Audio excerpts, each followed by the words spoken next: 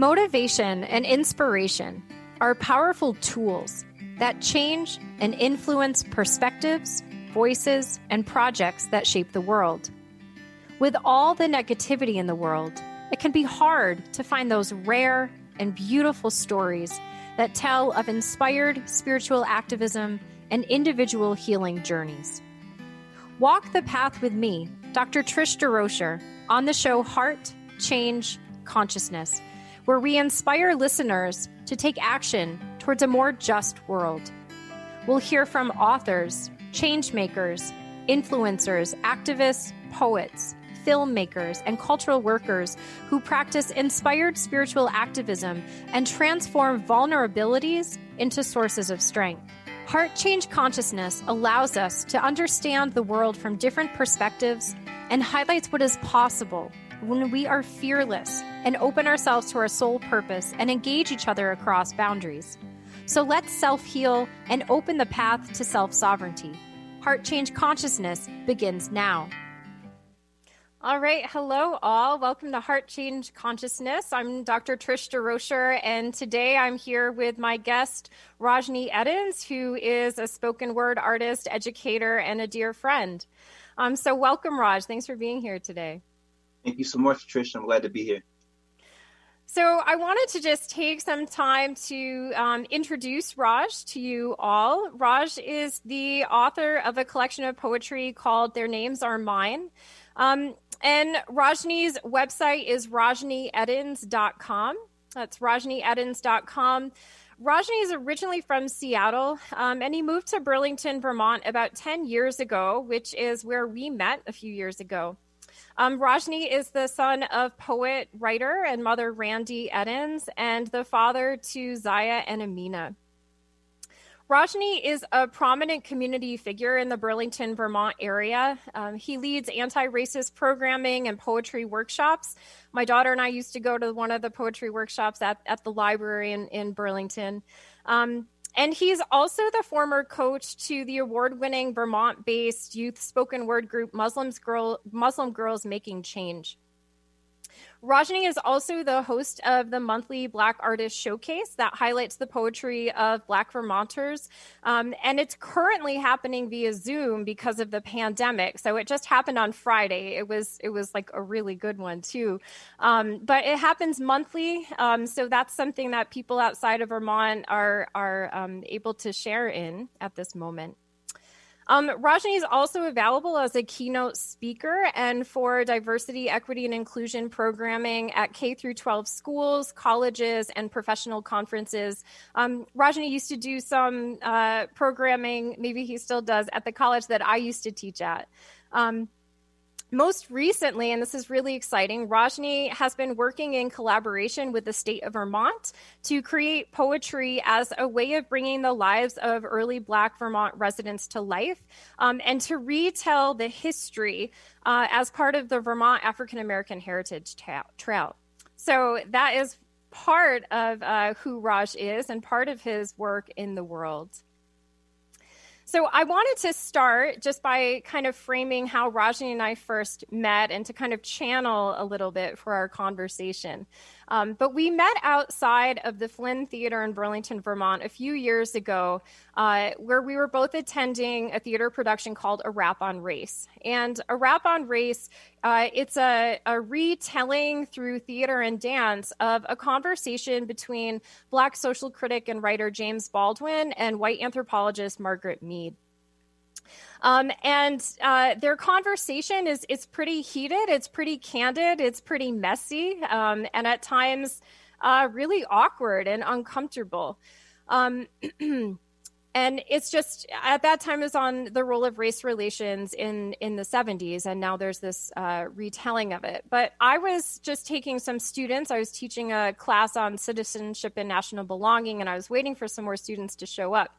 And Rajnii was there with one of his mentees, and they were just having a great time.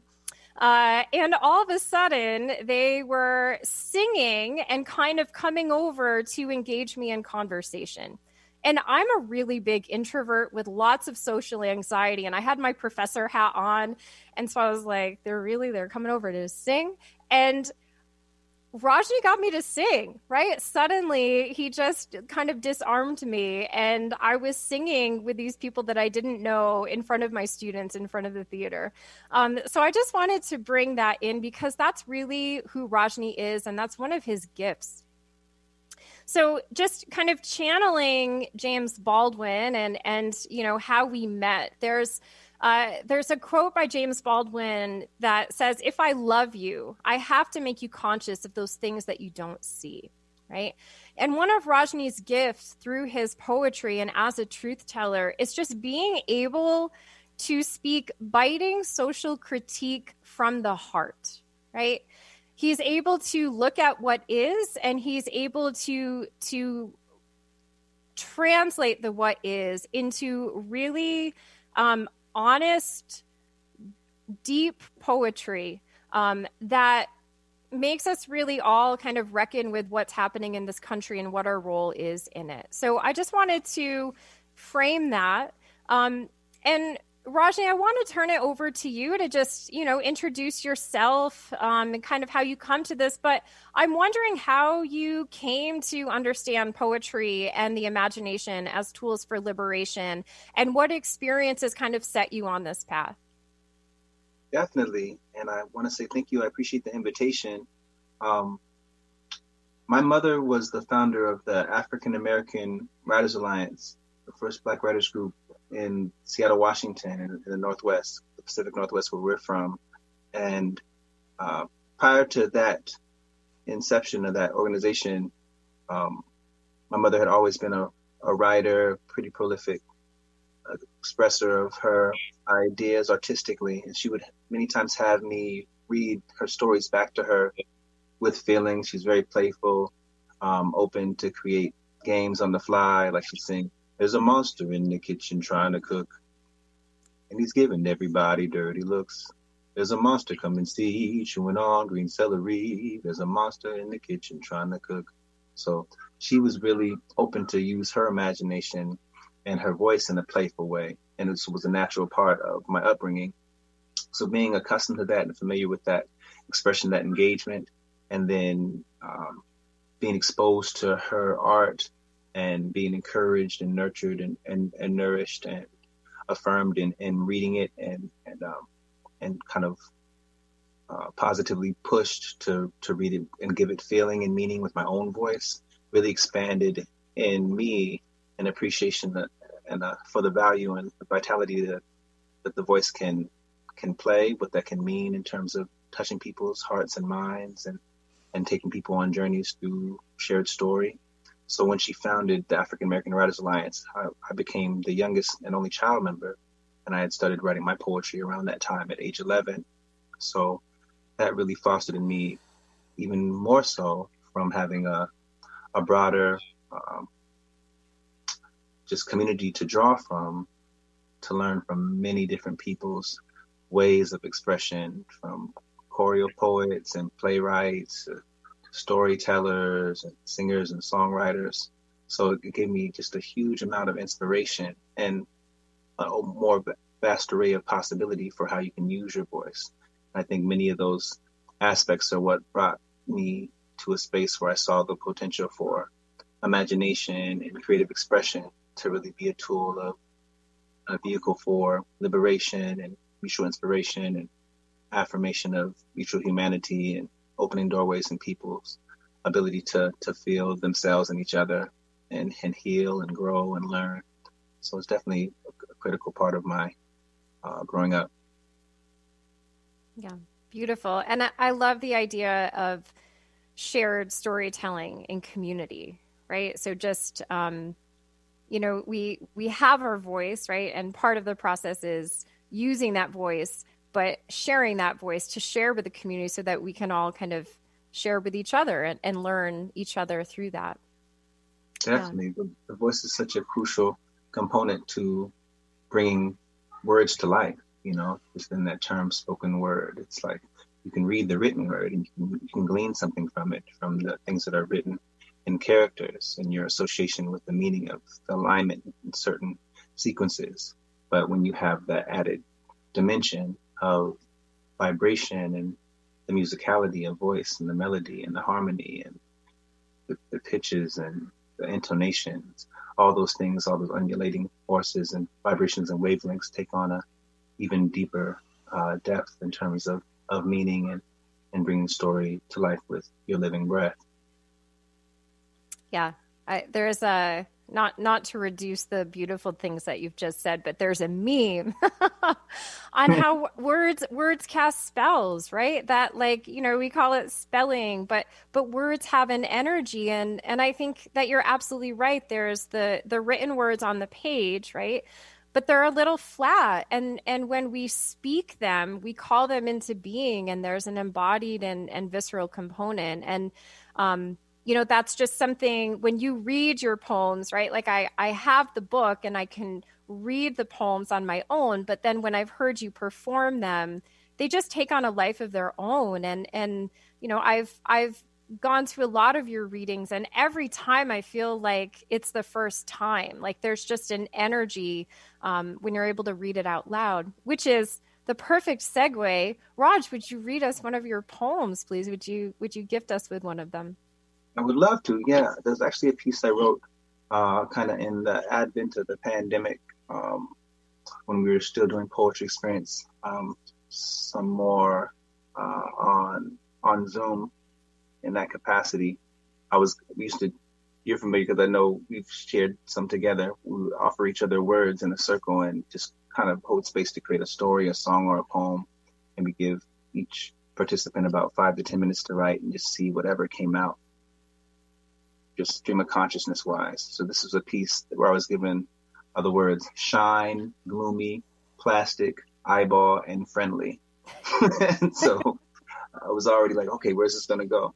But it turned out to be a really poignant piece that has had a lot of meaning to me during this chapter where I know we've all contended with in our own ways, just the vast ways we've been impacted by the pandemic in terms of social isolation and so many people impacted and people's health suffering and really limiting access to resources and fellowship, but also an opportunity for stillness and a reorientation of sorts that opens a doorway to greater possibilities.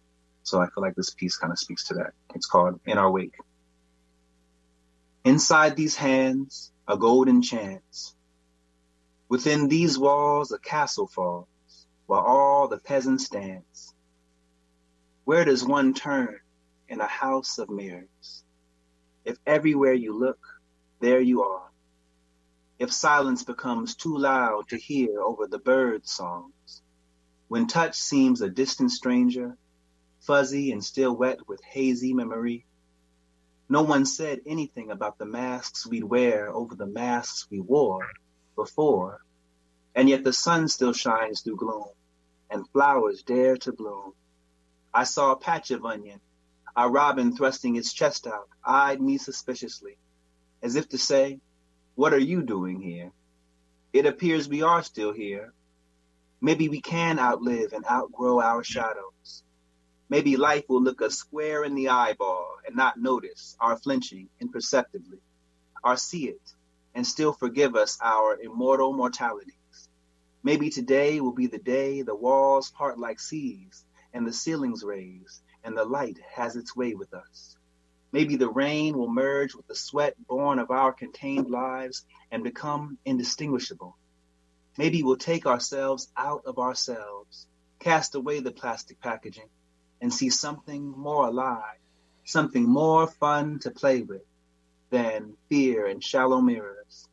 Maybe we can be friendly to ourselves, even when the world is not watching, when the ceaseless eye of Babylon has gone to sleep or long died. We can be here, creating, musing, imagining, envisioning life as it could and can be, and leave what it was and is in our wake.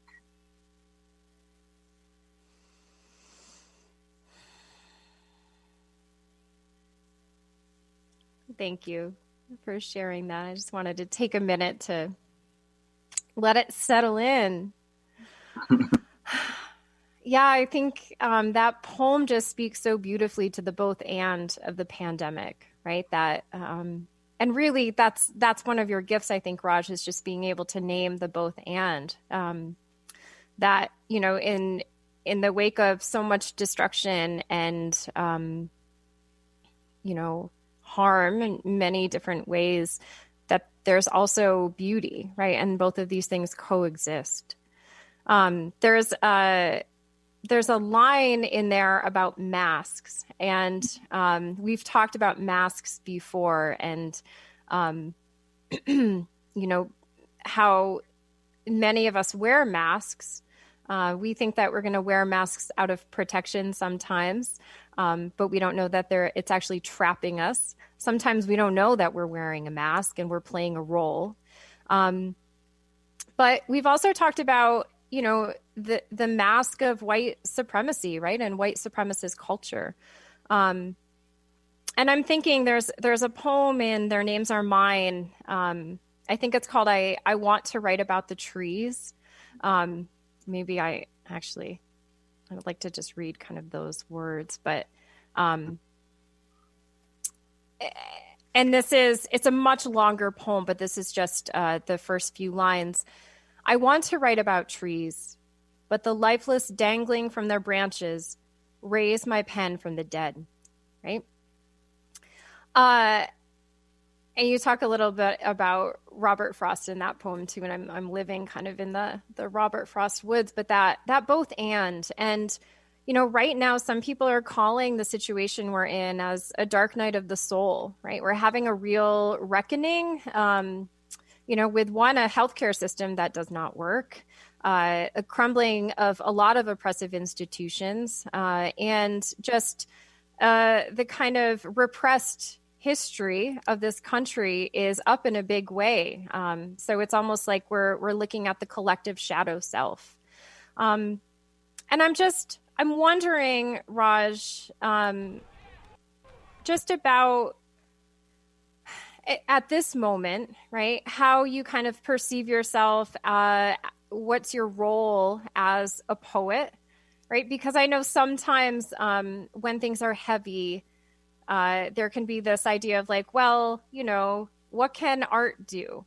But I'm wondering, what can art do? And what are you writing right now? How are you thinking about poetry? Has it shifted the way you're thinking about yourself and your role and your work? Have things clarified?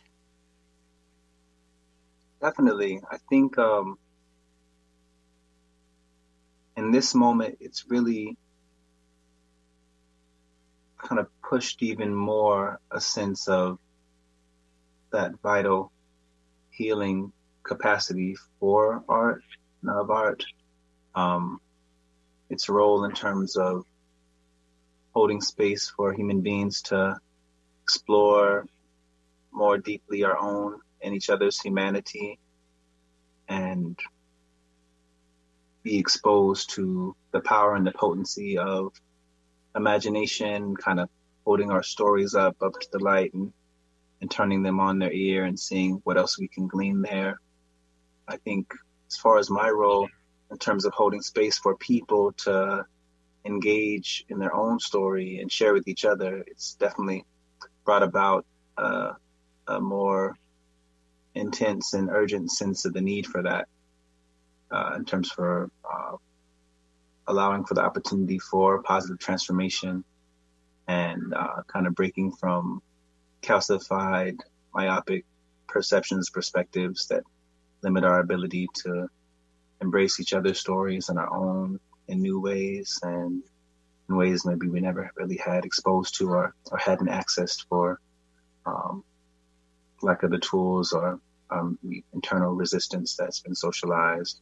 So I think, a lot of those things have been brought to the fore in really interesting and powerful ways. And I feel like just every opportunity I have to be able to hold space for people to share stories with each other, to elevate underheard stories and narratives, and to just be a a vessel and a present and supporting energy and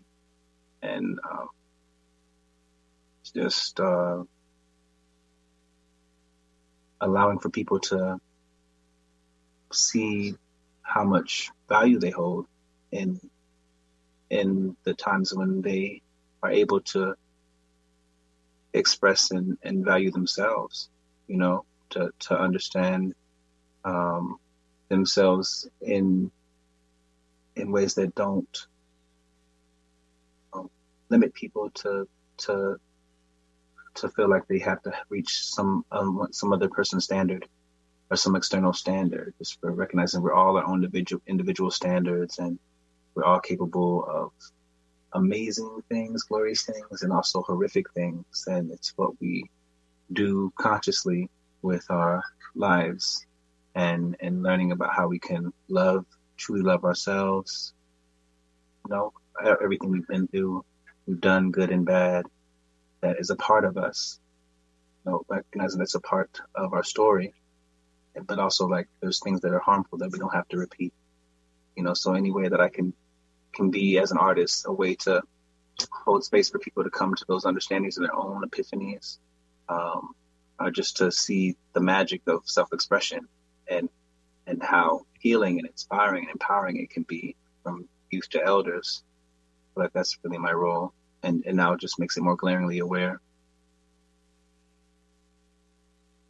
Yeah, I'm thinking of Black feminist scholar Bell Hooks always talks about the imagination as one of our most powerful tools, right? That the imagination is what allows us to bring in a different world, that it's important to be where we are, to reckon with the history, to know,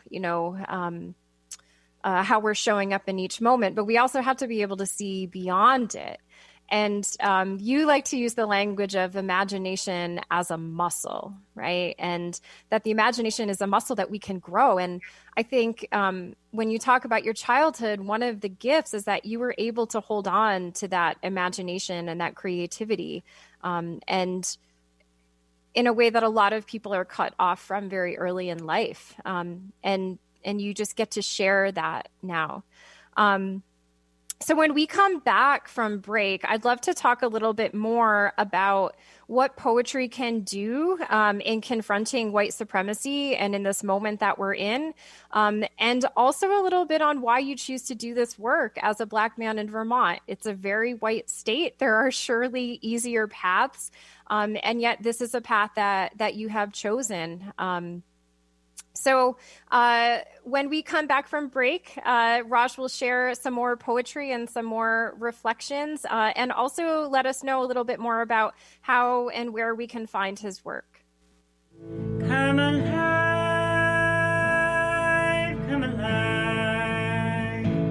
little seeds, come alive. Message Delivery by Lisa Ann.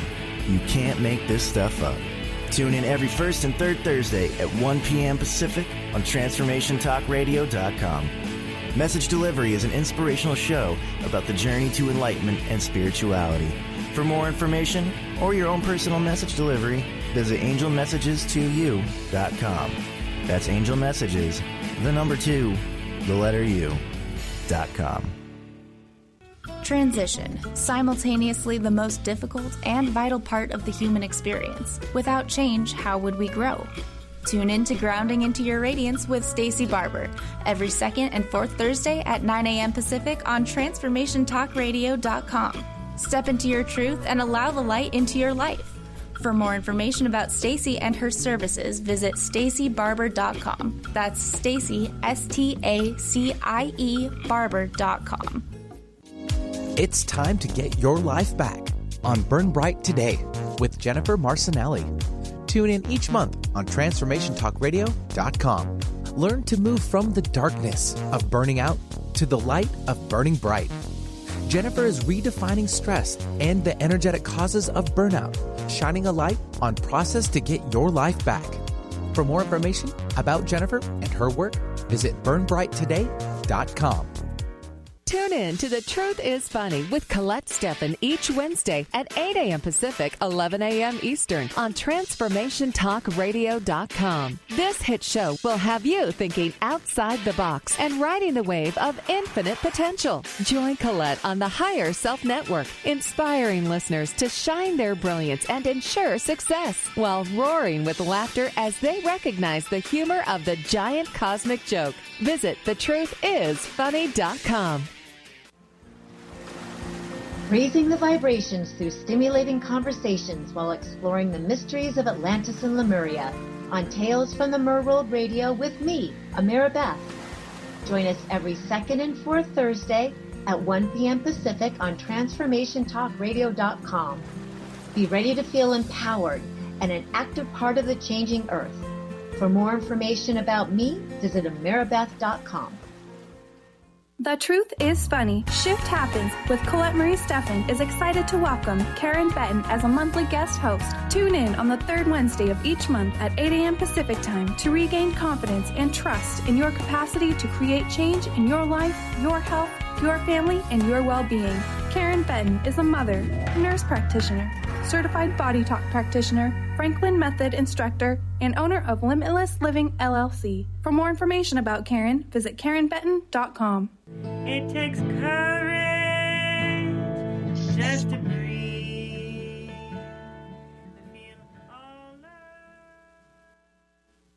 All right. Thanks for coming back to Heart Change Consciousness. We're here with spoken word artist Rajnii Eddins, author of Their Names Are Mine.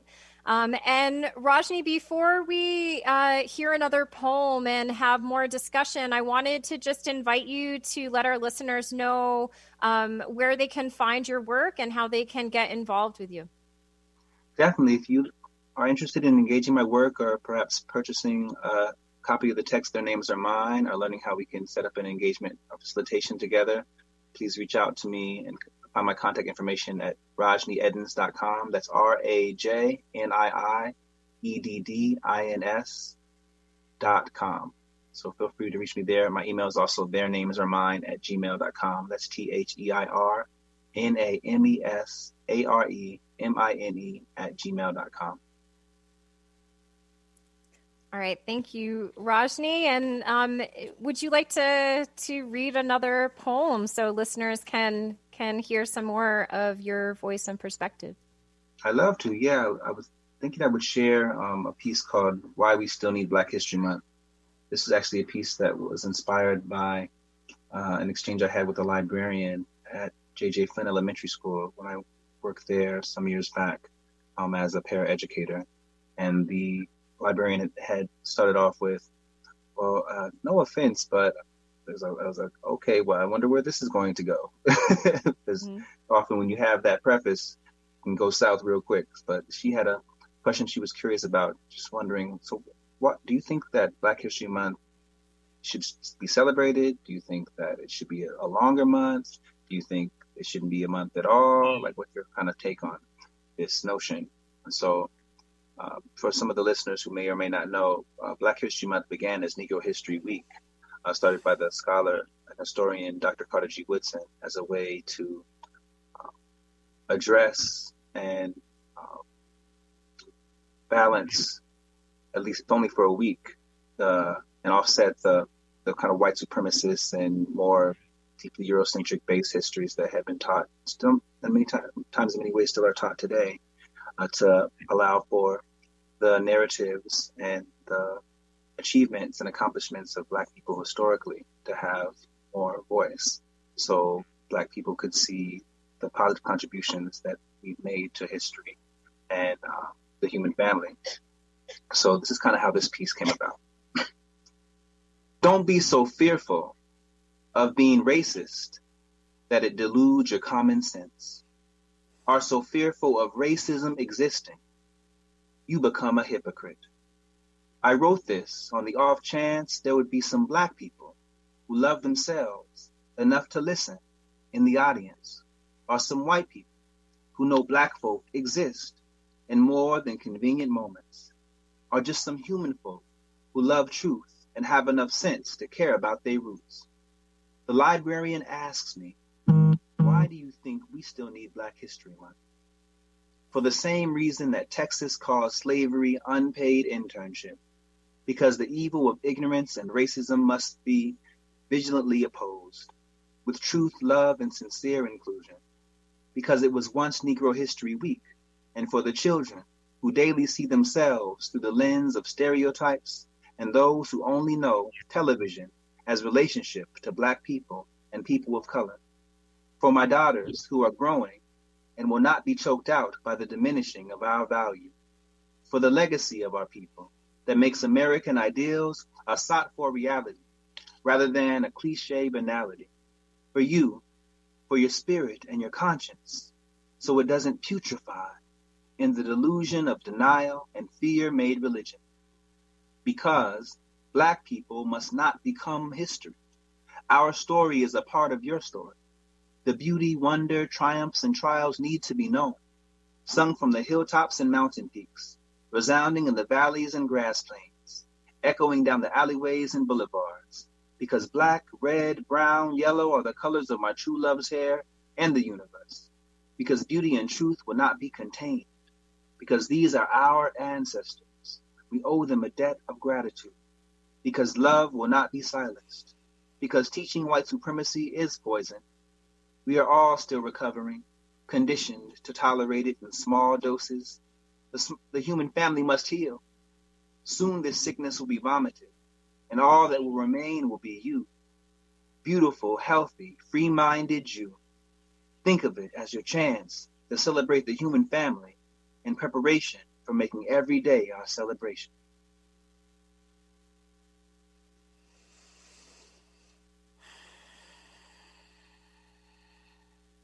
Thank you, Rajnii, for sharing that.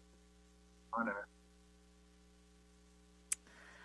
Yeah, I think that sets up really nicely to talk a little bit about your experience of being an anti-racist educator and poet and Black man in Vermont. And I'm wondering, I think I've said to you, like, there's more fun things you could be doing with your time, and less of an uphill battle, but this is a path that you've chosen. And I'm wondering if you can talk a little bit about, how you've come to choose this as your work, and some of your experiences doing this work in Vermont. Definitely. I feel like it's a path that I've chosen, and it's also a path was a natural fit for me, in terms of us finding alignment in our purpose, where our purpose meets our path and how it engages what we're passionate about. When I first started writing, one of my first poems was about domestic violence. It's called For the Last Time. And then I had a project with, and my mom always had me do a disclaimer to make sure people knew it was not about her. It's like, she just has a very vivid imagination. But I found like the power in words, even when you hadn't experienced something directly, like you could take people on a journey and hold space for them to experience it vicariously through that story. And I was asked to do a poetry project, I think in middle school, and choose a theme, and I chose race and racism. So I wrote a poem called Missing History, and one called Tales from the Voice of Knowledge, and another called Hybrid, about multi-ethnic children, and another one called Who is to Blame. So all of these pieces, this theme kind of developed in my work. And I felt early on in my writing, I was more dictating, like listening for the voices of my ancestors to be able to translate into contemporary expression what needed to be spoken. And I feel like that has really built up a great deal of my work and my path and my journey in the way that I see the world. So as a Black man in Seattle, Washington, or Vermont, or just America at large, we contend with a lot of different racial stereotypes historically and present day. And so my work, my purpose already kind of being form fitting in that capacity to respond, being somewhat of artistic, what they might call a race man.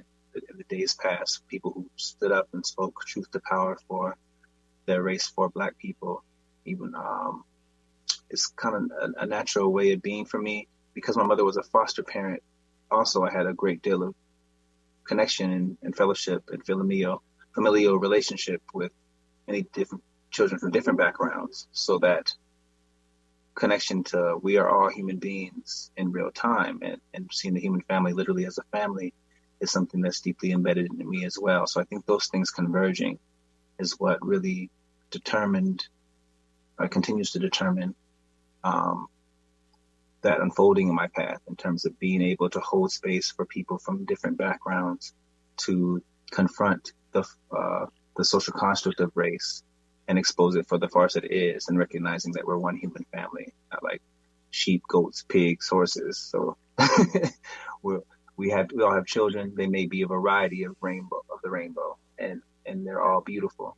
And we do have a foundation in Black people and African people, which is also a foundation in Blackness itself, which is the universe and which holds the stars in place. So I feel like all those things are related and connected. And me being an artist and speaking to the unity of these things, holding space for people to turn light on things maybe they had not done before, is just another part of that unfolding of my journey of the way I was brought up, and those things that were cultivated in me and I had natural inclination towards, and just being open to receive and see what developed. So I'm thankful, for being here. I've had a lot of different trials and challenges in Vermont, but it also informed my work a great deal, because I was able to use those things as kind of a catalyst, or to find a way to alchemize the challenge and the energy of it into something that could bear fruit, and then speak to my experience in art, which allowed me to find healing and catharsis, and also a mirror to the society and to people who I was experiencing these challenges with. I felt might be better suited if I could find a compassionate means to hold up a mirror, to so that those people who do those acts unconsciously and consciously, and their children can contend with them, ways that they can offset and choose new routes, and also look at that pretty directly and never develop those foibles. So I feel like all those things are key to just learning from each other as human beings, and everybody has a role in that work, but mine is more so just through art and through holding space in dynamic ways that have a spiritual foundation that allow people to really hear and receive each other and open doorways in themselves. I'm thinking of a time we were, I think it was right after your book came out. We were standing on the corner, and I can't remember how it started, Rajnii, but Rajnii was playing some music. It was, later at night. And somehow someone wanted to freestyle with you. So there was a group of young white men, and it started out kind of playfully. But then there was a drunk white man who came, and he was pretty aggressive. And I bring this up because I watched you alchemize that situation with your words. And, instead of kind of meeting this man in the aggressive stance that he was taking, you were able to just stay in your heart and stay playful and just like exude love. And eventually I watched him just soften and his whole demeanor changed. And so I think when you're speaking of like that this is your gift, right? Using those words to alchemize or transmute, and to also play with power a little bit. And I'm wondering if you can speak to that a little, of how kind of taking some really difficult situations in life and translating them into poetry and into the page, how that works for you in terms of how you're able to keep doing this work, right? Because in order to keep doing this kind of work, you also need a sense of hope and you need some nourishment. So yeah, I'm just wondering how you find nourishment in the work, and what else nourishes you. Definitely. I think that seeing that resiliency of many different children, the capacity that love has to hold space for people with past trauma, and how it can restore them, and knowing that we all have that child alive still inside us who has had their own experiences and scars and trials to undergo, but still being able to keep that magic alive, to hold space for greater possibilities, even in the midst of dire straits, is a powerful force that can really sustain and allow us to seek and seize greater possibilities, see that things are possible and realize them. Because if you can't see them at all, or even imagine or conceive of them, then of course that limits your ability to even know that they're accessible. So I think having those experiences many times over with different children, even if it was a short span or a longer span, also taught me you never know how long you have with people. So it's about really appreciating the time that you have, the time and space that you have, and life and breath that you have while you have it, because it's not promised. And I think we see that even a great deal more under the circumstances of this pandemic. But I think a lot of those things that develop me are what nourish me and continue to allow me to receive nourishment from the moments. Each moment, like when I'm present with my daughter, seeing her and being playful with her, when I'm writing or creating or freestyling, or being open to the moment to see what's possible. Because you can direct energy in positive and negative ways. Like if you allow something that's pushing you to be more aggressive or kind of drawing you outside of yourself, outside of your own peace, but you're able to maintain your peace and still emphasize love and positive energy in the ways that you're able to through your expression, that I think that opens doorways to you. Or even able to just like hold up a mirror and reflect and say, this is what I see, just to kind of get it off of you so it doesn't dwell within you and kind of stagnate your own energy. I think all those things are keys to self-care and nourishing and nurturing yourself and keeping health and sound mind and sanity and valuing your own inner peace and light. And those are things I aim to adopt and practice each day to sustain, because I want to be able to have some longevity in life. As long as I have life and breath, I want to maximize my ability to create and touch people's hearts and minds in dynamic ways that have lasting value, that can be translated forward and passed on to other people. So I feel like it's a part of all of us mutually sustaining each other, and everybody has a role in kind of that breathe in, breathe out. But yeah, a lot of the things that nourish me now are just like time with family and having some time to meditate, like daily affirmations, just writing down what I'm grateful for each day, going out and being in nature. It's a little colder now, so briskly in nature. Yeah, just finding ways that I can return to myself and center and ground, or be playful, find the humor and the silliness in life, because I know we're so inundated with negativity and the gloom and doom of things that it can really limit your ability, if you allow it to perceive greater possibilities even in the midst of dire straits. And I think all the people who we really admire and look up to as folks who stood up, spoke truth to power, even at their own peril, and did tremendous things, thinking about more than themselves and even us who were yet to be born. We look up to them for that reason, in terms of having a certain indefatigable faith and an appreciation for the greater possibilities of what can be. And I think that's something that children are so good at. So being able to return to that child we were, and that's still very much resonant in us if we allow them to be is so important. Yeah. And I think that's also one of your gifts, Rajnii, is that you're able to kind of find that young child in people and help to kind of cultivate that and bring that out.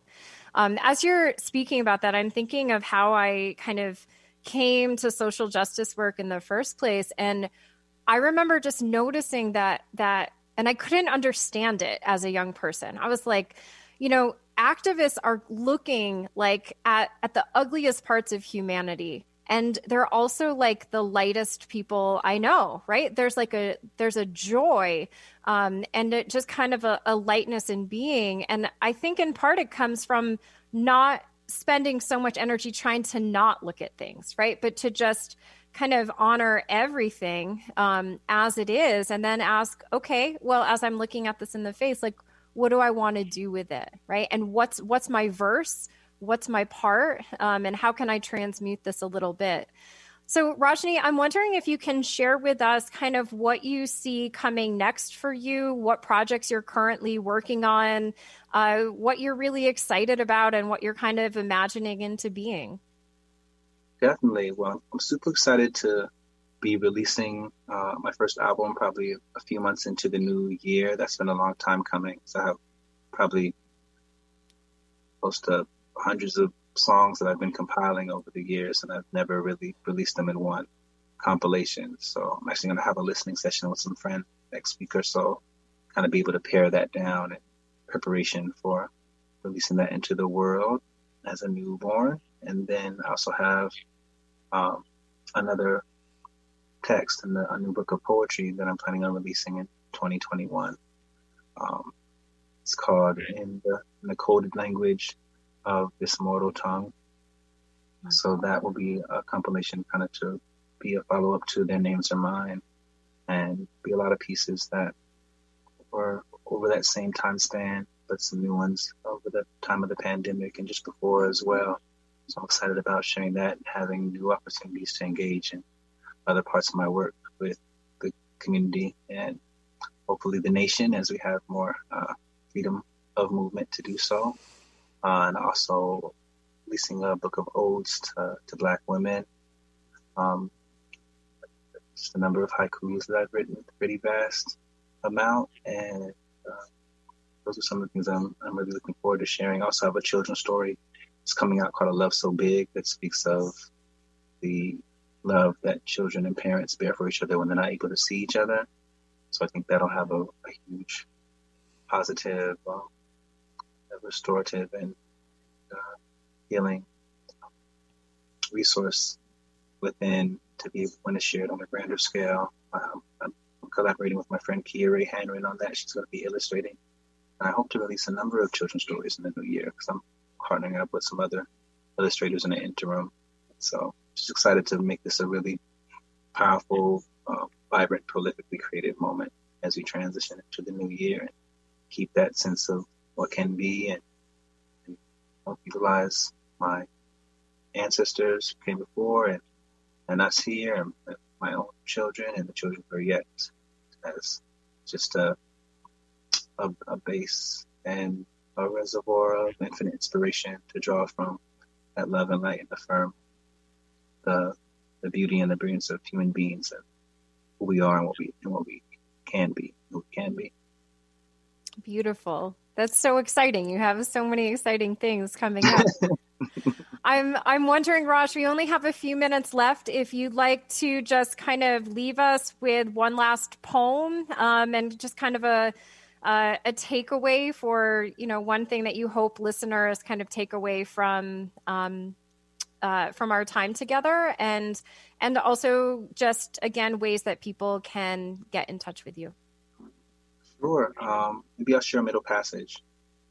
This is a piece in dedication to the ancestors who lost their lives and survived that great travail being brought over as enslaved people from Africa to the Americas. And I usually begin with it. It goes like this. There should be oceans of tears. There should be oceans of tears. This ink is not my blood. What right have I to speak? What right have I to speak? Think my words the salty oblivion to swallow this globe, submerging continents. Mother's one perfect tear for her children. There were children in that small cramped space, giving birth in fetal position to stillborn cosmos, tiny infinites with mayhem as midwife. Below deck, below death, below breath was hope, hidden in heartbeat rhythm. And now sometimes I see our children are below deck, crammed into small cramped space, but the wooden planks are blocks and stoops and streets. But our heart-beating hope tells we don't have to live that metaphor, for we are the lineage of stars and suns. Look at the sky and see your reflection. Forgetfulness to have us think the oceans dreamt them. But galaxies do litter the sea floor. No one can ever take away our before. They sunk so that we soar. They hung so that we soar. They sunk and sung with tears in their lungs so that we soar. This is not a metaphor. This is not a metaphor. This ain't no metaphor. Middle passage.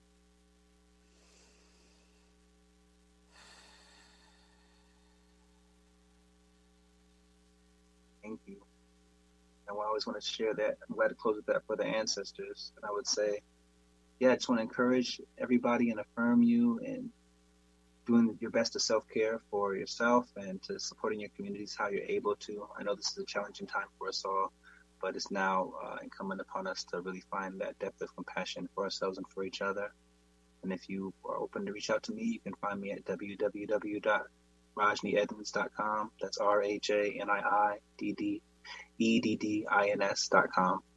Thank you for tuning in to Heart Change Consciousness on TransformationTalkRadio.com with me, Dr. Trish DeRocher. Make sure to come back next time so we can continue to awaken your soul purpose. Look forward to more conversations with your favorite authors, changemakers, influencers, activists, and many more who practice inspired spiritual activism and transform vulnerabilities into sources of strength. For more information about me and transformative consciousness coaching, visit transformativeconsciousness.com. That's transformativeconsciousness.com. This was Heart Change Consciousness on TransformationTalkRadio.com.